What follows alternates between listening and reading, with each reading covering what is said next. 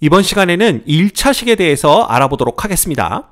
자, 이 1차식이 뭔지 이해하기 위해서는요, 몇 가지 먼저 알아야 되는 용어들이 있어요. 그래서 그 용어들부터 정리한 다음에 1차식이 뭔지에 대해서 알아보도록 하겠습니다. 자, 가장 먼저 나오는 용어는 바로 단항식이라는 용어예요. 이 단항식은 뭘 의미하냐 하면요, 숫자 또는 문자들의 곱셈으로만 이루어진 식을 의미합니다. 그래서 이때 요 또는의 의미를 잘 알고 계셔야 되는데, 이 또는의 의미는요, 숫자들만 곱해져 있어도 되고 문자들만 곱해져 있어도 되고 혹은 숫자와 문자들이 곱해져 있어도 된다라는 뜻입니다. 그래서 요 또는의 의미를 생각해 보시면, 예를 들면 EX 이거 단항식입니다. 왜? 숫자와 문자가 곱해졌기 때문에 그래요. 그쵸? 그 다음에 X 이건 역시 단항식으로 볼 수 있습니다. 왜냐하면 문자 하나 떨렁 있는데요, 곱해진 게 없는데요, 요 앞에 1이 곱해져 있다라고 생각하시면 돼요. 그러면 얘는 숫자와 문자의 곱입니다. 그렇겠죠? 그래서 그냥 X만 있어도 이건 단항식이구나 이렇게 보시면 되고요. 그렇다면 그냥 숫자 2, 얘 역시 단항식입니다. 왜? 요 앞에 그냥 1이 곱해져 있구나 이렇게 보시면 됩니다. 그럼 숫자들의 곱셈으로만 이루어져 있기 때문에 이거 뭐예요? 단항식이다 이렇게 보시면 됩니다. 그럼 문자에는 X만 있는 게 아니니까 3Y 이런 것도 단항식이고요. 당연히 문자들끼리의 곱인 XY 이런 것들도 단항식이 됩니다. 됐죠? 자, 그러면 다항식은 뭘까요? 이 단이라는 거는 하나라는 뜻이고요, 다라는 거는 많다라는 뜻입니다. 따라서 다항식은 단항식 또는 단항식들의 합으로 이루어진 식을 의미합니다. 이때도 이 또는의 의미를 잘 보셔야 돼요. 그러면 단항식이어도 되고 단항식들의 합으로 이루어져도 된다라는 뜻이 됩니다. 그래서 위에서 봤던 이 EX, X, E 이것들 전부 다 다항식이 될 수도 있는 거예요. 왜냐하면 다항식은 단항식을 포함하고 있기 때문에 그렇습니다. 아니면 이런 단항식들의 합으로 이루어진 식 그랬으니까 이런 거 EX 플러스 3Y 플러스 2 이런 거겠죠. 그래서 EX라는 단항식과 3Y라는 단항식과 2라는 단항식의 합으로 이루어졌기 때문에 이런 걸 우리가 다항식이라고 부르게 되는 겁니다. 됐습니까? 네. 그 다음 항이라는 게 있어요. 항. 이 항은 뭐냐 하면요, 다항식에 포함된 각각의 단항식을 얘기합니다. 예를 들어 요거 아까 제가 다항식이라고 말씀을 드렸는데 여기에서 EX가 하나의 항이 되는 거예요. 3Y도 하나의 항이 되는 거고요, 2도 하나의 항이 됩니다.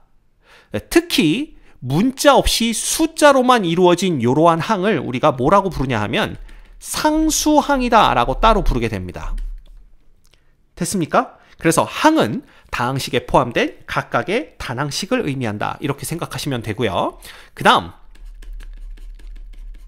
개수라는 것이 있습니다. 개수는 뭐냐 하면요, 항에서 문자 부분을 제외한 숫자 부분을 의미합니다. 따라서 예를 들어 3x 있죠? 그죠? 3x에서 3은 뭐가 됩니까? x의 개수 이렇게 부를 수가 있다라는 겁니다. 마이너스 2y에서 마이너스 2는 y의 개수 이렇게 부를 수가 있다라는 거죠. 됐죠? 자, 그러면 선생님 아까 2라는 것도 상수항이다 라고 말씀을 하셨는데 그러면 2의 개수는 뭡니까? 이렇게 질문하실 수가 있어요. 그래서 2는 그냥 상수라고 부릅니다. 개수라고 안 부르고 상수라고 불러요. 그래서 개수는 특별히 문자가 포함되어 있는 항에서 문자를 제외한 숫자 부분을 일컫는 용어다 이렇게 생각하시면 됩니다. 됐죠? 그 다음 차수라는 게 있어요. 이 차수는 우리가 둘로 나누어 생각할 수가 있는데요, 먼저 항의 차수라는 것이 있습니다. 이 항의 차수는 뭘 의미하냐 하면요, 하나의 항에서 특정한 문자가 곱해진 개수를 의미합니다. 예를 들어 4x 세제곱이라는 항이 있다라고 생각을 해보죠. 이때 x라는 문자가 몇 번이 곱해져 있냐 하면 그건 바로 x의 이 지수가 나타내고 있습니다. x가 3개 곱해져 있죠. 그래서 이 경우에 우리가 뭐라고 부르냐 하면 x라는 문자에 대한 4x 세제곱의 차수는 얼마다? 3이다. 이렇게 얘기를 합니다. 이해가 되시죠? 자, 그러면 이렇게 따지면 뭐 마이너스 3x 제곱의 차수는 x에 대한 마이너스 3x 제곱의 차수는 2이다. 이렇게 얘기를 할 수가 있고요. x에 대한 2x의 차수는 1이다. 이렇게 얘기를 할 수가 있습니다. 됐죠? 그래서 항의 차수라는 것은 하나의 항에서 특정한 문자가 곱해진 개수라는 것을 의미하고요. 그 개수라는 것은 요 문자의 지수를 보고 판단을 할 수 있다. 이렇게 보시면 됩니다.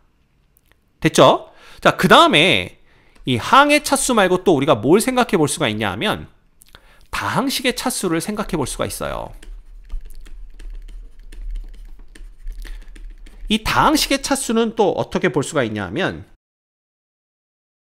다항식에서 차수가 가장 높은 항의 차수를 우린 다항식의 차수다라고 얘기를 합니다. 예를 들어 다항식 5x제곱 빼기 3x 플러스 1이 있다라고 생각을 해보죠. 자, 이 각각의 항들을 보면 x가 곱해진 개수가 다 다릅니다. 그래서 여기에서 보면 5x제곱이라는 항은 x에 대한 5x제곱의 차수는 2죠. 그 다음 x에 대한 3x의 차수는 1입니다. 그죠? 그리고 이건 상수항이라 x가 곱해져 있지 않기 때문에 이건 뭐 차수는 0이다 라고 생각하셔도 되고요. 여기에 이 상수항에 대해서는 차수를 따지지 않습니다. 됐죠? 그러면 뭐라고 그랬냐면 이 중에서 차수가 가장 높은 항의 차수다라고 했기 때문에 가장 높은 것은 x가 지금 2번 곱해져 있는 얘를 보시면 돼요. 따라서 얘는 이 다항식의 x에 대한 요 다항식의 차수는 몇이다? 2이다. 이렇게 얘기를 할 수가 있는 겁니다.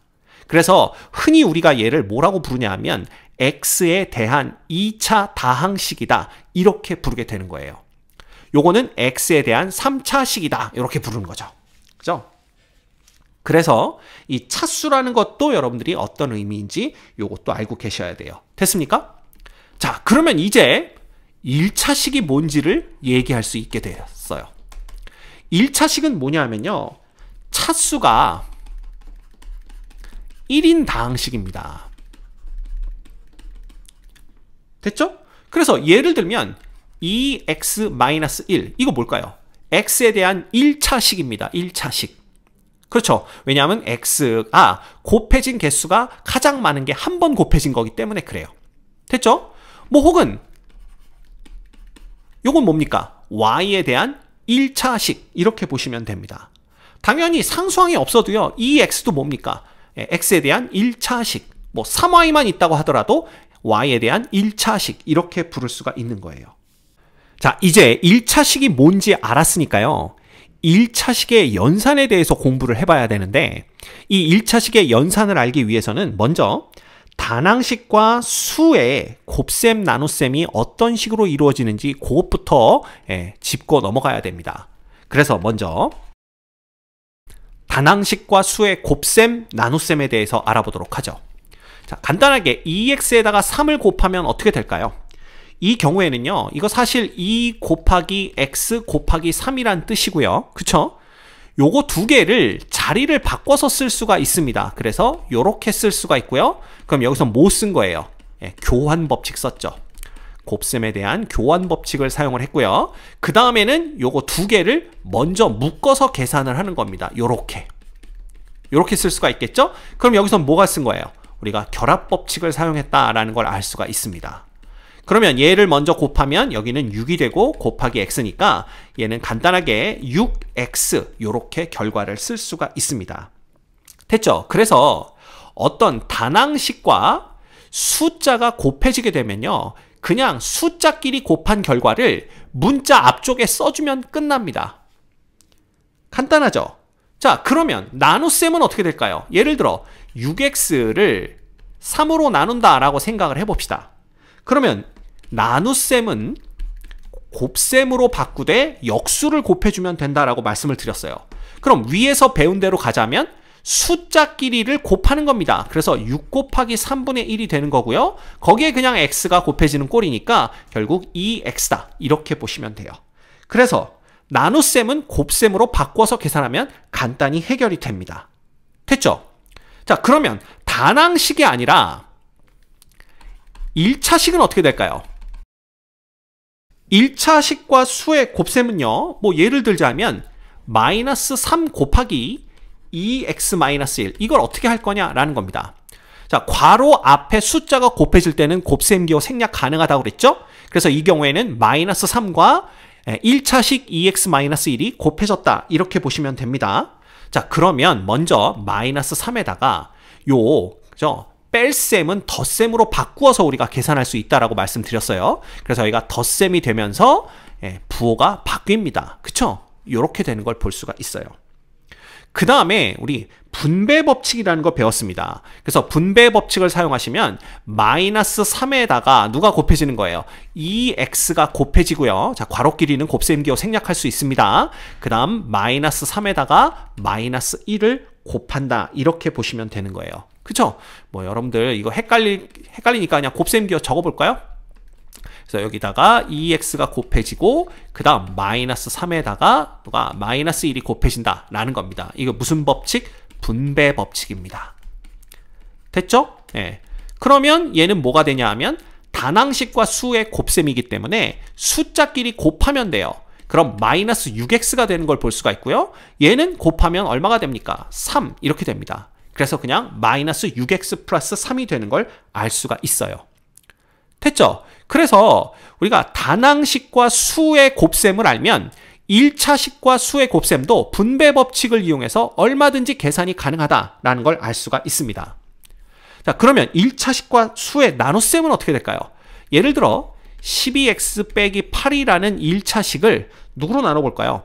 5분의 4로 한번 나눠볼까요?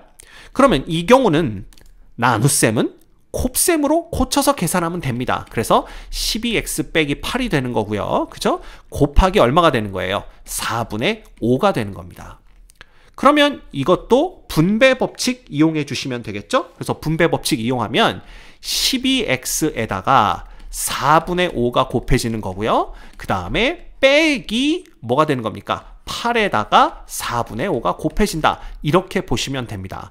물론 요 빼기도 위에서 한 것처럼 덧셈으로 바꾼 다음에 마이너스 8을 더해준다. 이렇게 보셔도 되는데 뭐 그렇게 하면 여기가 덧셈이 되면서 뭐가 되는 겁니까? 여기는 마이너스 8이 곱해진다. 이렇게 보시면 되는 겁니다. 별거 없죠? 그러면 얘는 단항식과 숫자의 곱이니까 숫자끼리 곱하는 거죠. 그래서 15, 그 다음에 x 적어주시면 되고요. 그 다음에 요거 어떻게 됩니까? 마이너스 8과 4분의 5의 곱은요. 부호는 뭐가 되면서 마이너스가 되면서 그 다음에 뭐가 되는 거예요? 10 이렇게 되는 걸 볼 수가 있습니다. 왜냐하면 절대값들의 곱을 적어주시면 되는 거기 때문에. 그죠? 그래서 사실은 여기가 이렇게 되는 거지만 결국 마이너스 10을 더해준다라는 것은 15x에서 10을 빼주는 것과 똑같습니다. 그래서 이렇게 우리가 간단하게 계산을 할 수가 있게 되는 거예요. 됐죠? 그래서 단항식과 수의 곱셈 나눗셈을 알면 1차식과 수의 곱셈 나눗셈도 우리가 쉽게 해낼 수가 있습니다. 그럼 마지막으로 우리는 1차식의 덧셈과 뺄셈을 얘기해 볼 수가 있어요. 자, 이 1차식의 덧셈과 뺄셈을 하기 위해서 또 하나 알아야 되는 용어가 있는데요. 그 용어가 바로 뭐냐 하면 동류항이라는 용어입니다. 이건 뭐냐 하면요. 문자와 차수가 같은 항을 동류항이라고 한다. 이렇게 되어 있네요. 자, 이건 말이 좀 이상한데 문자도 서로 똑같아야 되고요. 차수도 서로 똑같은 항을 동류항이라고 부르는 겁니다. 예를 들면 x와 3x는요. 문자가 x로 똑같죠? 그 다음에 차수도 둘 다 1차로 똑같습니다. 따라서 x와 3x는 서로 동류항이 되는 거예요. 혹은 마이너스 2x 제곱과 4x 제곱이 있을 때, 자, 여기도 문자가 x로 똑같죠? 그 다음에 차수는 2차 똑같습니다. 그래서 개수는 관계없이 문자가 서로 동일하고 문자의 차수가 똑같으면 이 둘은 서로 무슨 항? 동류항이 되는 겁니다. 됐죠? 그럼 선생님 1과 3 이거 둘 다 상수항 상수항인데요. 얘네들은 뭔가요? 자, 여러분들 기억하세요. 상수항은 모두 동류항입니다. 요거 기억하셔야 돼요. 그래서 상수항에는 문자가 없지만 문자가 없는 게 동일하기 때문에 상수항끼리도 모두 동류항으로 생각을 합니다. 됐죠? 자, 그러면 1차식의 덧셈과 뺄셈은 어떻게 하냐 하면요. 바로 동류항이 있는 다항식은 동류항끼리 묶어서 간단히 계산할 수가 있다라는 겁니다. 그럼 예를 들어 5x 빼기 2x 요거 계산이 어떻게 될까요? 라는 건데 여기서 5x와 2x는 동류항입니다. 왜냐하면 문자가 x로 똑같고요. 그 다음에 차수가 1차 1차로 똑같습니다. 그럼 이런 경우에는 어떻게 계산을 하느냐? 어떻게 하는 거죠? x로 묶어준다라는 거예요. 그래서 이제 굳이 이거를 덧셈으로 바꿔서 음수로 바꿔줄 필요는 없겠죠? 여러분들 많이 해보셨으니까 요걸 요렇게 해서 x로 묶어줄 수 있다라는 걸 아실 겁니다. 그쵸? 그래서 여기서 요렇게 넘어갈 때 우리가 또 뭘 쓴 거예요? 분배 법칙을 사용했다라는 겁니다. 그래서 이렇게 x가 두 개로 나뉘어져 있는 걸 하나로 묶었다. 그래서 x로 묶어서 계산한다라는 표현을 쓰는 거예요. 됐죠? 그래서 이 결과는 3x 이렇게 되는 겁니다. 됐습니까? 그래서 동류항끼리 먼저 계산을 해주면 되는데 그때 문자로 묶는다. 요것만 기억해 주시면 돼요. 됐죠? 자, 그러면 얘는 선생님 얘는 그냥 간단한 5x와 2x니까 뭐 이렇게 되는 거 이해가 되는데요. 상수항도 같이 붙어있는 1차식들의 덧셈 뺄셈은 어떻게 합니까? 자, 예를 들어 드릴게요. 2x 플러스 1이라는 1차식과 그 다음 마이너스 3x 플러스 2라는 요 1차식을 더하게 되면 그 결과는요. 일단 괄호를 풀어줍니다. 그러면 2x 플러스 1이 되는 거고요. 그 다음에 더하기에 마이너스 3x니까 이 경우엔 그냥 마이너스 3x로 해줘도 상관없죠. 그 다음엔 플러스 2 이렇게 되는 겁니다. 그래서 여기에서는 요렇게 이제 분배가 되었다라고 보시면 돼요. 여기는 1이 곱해져 있다 이렇게 생각하시면 되고요. 그러면 여기서 이제 동류항들끼리 묶는 겁니다. 자, 2x와 3x가 동류항이고요. 그쵸? 그 다음에 1과 2는 상수항이기 때문에 상수항은 모두 동류항입니다. 됐죠? 그럼 얘는 계산이 어떻게 되냐 하면 2-3 해서 x로 묶어주시면 되고요. 그 다음에 이쪽은 그냥 1 플러스 2 해주시면 되는 겁니다. 그리고 얘는 더해주면 되는 거죠. 됐습니까? 예. 그래서 요거는 마이너스 x가 됩니다. 원래는 마이너스 1 곱하기 x지만 1은 생략할 수 있죠. 그래서 마이너스 x 플러스 3 요런 식으로 계산을 합니다. 오케이? 예. 그래서 1차식의 덧셈은 동류항끼리 계산을 한다. 이렇게 보시면 돼요. 그러면 뺄셈도 한번 해볼까요? 뭐 뺄셈은 어차피 덧셈으로 계산할 수 있지만 한번 해봅시다. 4x 빼기 1에서 x 플러스 2를 뺀다라고 한번 생각을 해보시면 일단 괄호를 다 풀어줍니다. 그러면 이렇게 가면 마이너스 x가 되고요. 이렇게 가면 마이너스 2 이렇게 되겠죠. 됐습니까? 오케이. 그 다음에 동류항끼리 묶어주는 거예요. 그러면 4x와 x가 동류항이죠. 그 다음에 여기 상수 두 개가 동류항이 됩니다. 됐습니까? 그러면 얘는 x로 묶어주면 4 빼기 1 곱하기 x가 되는 거고요. 그 다음에 얘는 그냥 마이너스로 묶어주면 1 플러스 2 이렇게 된다고 보시면 됩니다. 그럼 얘는 뭐가 되는 거예요? 3x 빼기 3 이렇게 우리가 결과를 도출해낼 수가 있죠. 됐죠? 그래서 1차식들끼리의 덧셈 혹은 뺄셈은 일단 괄호를 풀어주고 동류항끼리 묶어서 계산하시면 됩니다. 간단하죠? 자, 이번 시간에 우리 1차식이 뭔지 알아봤고요. 1차식들의 덧셈, 뺄셈을 어떻게 하는지 알아봤습니다. 이거 앞으로 다항식을 공부하는 데 있어서 아주 중요한 내용이에요. 뭐 모든 내용이 다 중요하지만 그죠? 네. 그래서 이것도 여러분들 꼭 머릿속에 숙지하시고 넘어가셨으면 좋겠습니다.